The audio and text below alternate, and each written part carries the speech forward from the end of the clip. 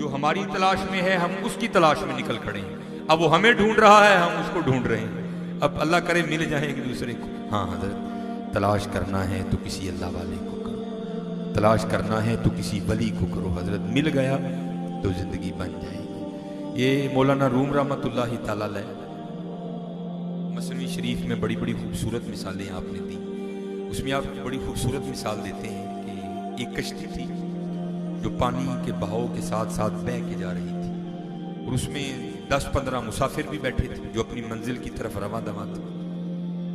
उसके पास एक लकड़ी गुजरी जो दरख्त से टूटकर दरिया में गिरी थी।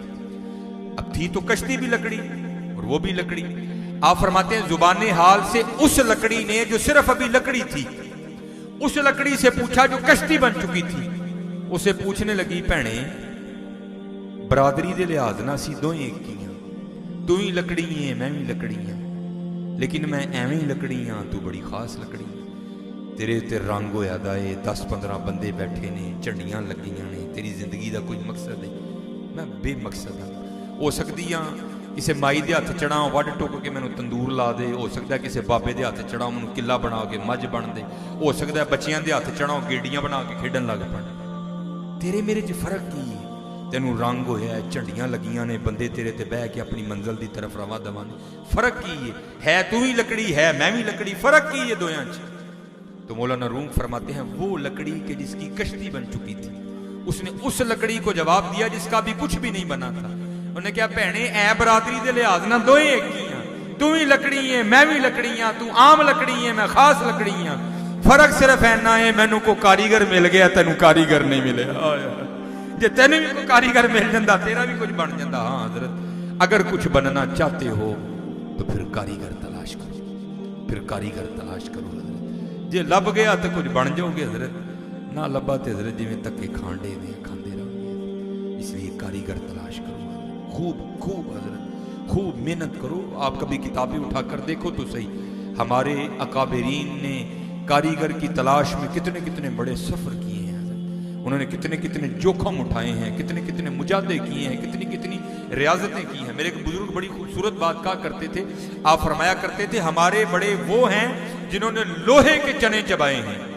हमारे बड़े कौन हैं? जिन्होंने लोहे के चने चबाए हैं। और अगू रो के कहते होंगे सन असी यूं आवा के मक्खन खाते हैं भी दंद किसने, मक्खन ही तो है हजरत। देखो तो सही कितने खूबसूरत कालीन बिछे हैं हजरत, कितने खूबसूरत बुजुर्ग तुम्हारे सामने जलवा कर हैं, फिर भी हम मेहनत करने को तैयार नहीं हैं। शुक्र करो हजरत उसने किसी आजमाइश में डाला ही नहीं। कुर्बान जाऊं हजरत, आज हम कालीनों पर बैठकर भी अपनी जुबानों को हरकत देने की जहमत नहीं करते कि महफिल में आए हैं दुरूद पढ़े, क्यों ना पढ़े हजरत। कुर्बान जाऊं हजरत बिलाल पर जो कोयलों पर लेट कर भी पढ़ा करते थे हजरत। कुर्बान जाऊं हजरत बदर वालों पर जो तलवारों के सायों के नीचे भी पढ़ा करते थे। हमें तो हजरत उसने किसी भी आजमाइश में डाला ही नहीं। हम पे तो है ही बड़ी नरमी वाला मामला, हम पर तो है ही बड़ा करम और रहम वाला मामला। तो आप फरमाया करते थे हमारे बड़े वो हैं जिन्होंने लोहे के चने चबाए हैं, और हम वो हैं हजरत जिनका मक्खन खाते हुए भी दांत घिसता है। इसलिए आज वो वक्त है, मेहनत थोड़ी चलाओ बहुत ज्यादा, इसलिए खूब मेहनत करो, खूब मेहनत करो, खूब मेहनत करो, अपनी तन्हाइयाँ पाक करो, अपनी महफिल पाक करो। और आखिरी बात, उसके बाद मैं अपनी गुफ्तगू को ख़त्म करूँगा। ये जिस वहम में हम सारे मुब्तला हो गए हैं अल्लाह वालों को निकाल कर, मैं अपनी बात करता हूँ, खुद नहीं निकलता हजरत, आप ही निकलता होंगे तो जिस तरह आगे क्या पता नहीं किदू का कड़ लेना, यह तो किसी की नज़र है, जो पै गई तो निकल जाएगा हजरत, नहीं तो इंजी खज्जल होंगे जिंदगी लंघ जानी है। ये ज़मीन, ये माल, ये दौलत इसी का वहम है, सारे इसी के झगड़े हैं, सारी इसी की लड़ाई है। ये मैं पढ़ रहा था कल तफसीर में कि हज़रत मूसा कलीमुल्लाह अलैहिस्सलाम का दौरे मुबारक था, तो दो शख्स ज़मीन के टुकड़े पर आपस में लड़ पड़े। एक दावेदार था कि ये मेरा है, एक दावेदार था कि ये मेरा है। उस वक़्त ये रजिस्ट्रियाँ, ये समन, ये कागजात तो नहीं ना हुआ करते थे, मुँह ज़बानी बातें हुआ करती थी। अब जब लड़ाई ने तूल पकड़ा तो अहले इलाका ने क्या किया, उन दोनों को पकड़कर हजरत मूसा अलैहिस्सलाम की खिदमत में ले आए और आकर अर्ज की, आप अल्लाह के नबी हैं, इन दोनों के दरमियान फैसला कर दें। आपने फरमाया क्या हुआ? अर्ज की, हजरत ज़मीन का एक टुकड़ा है, ये भी दावेदार है कि मेरा है, ये भी दावेदार है कि मेरा है। अब आप फैसला फरमाएं कि दोनों में से किसका है। एक शख्स अर्ज करने लगा, हजरत इस तरह करें, बारी बारी दोनों को तन्हाई में ले जाएं और पूछें, बात खुलकर आपके सामने आ जाएगी। आपने फरमाया मैं अल्लाह का नबी हूं, मुझे इनसे पूछने की कोई जरूरत नहीं, मैं जमीन के उस टुकड़े से ही पूछ लेता हूं, आया तू बता तू इन दोनों में से किसका है। निगाहे नबूवत थी।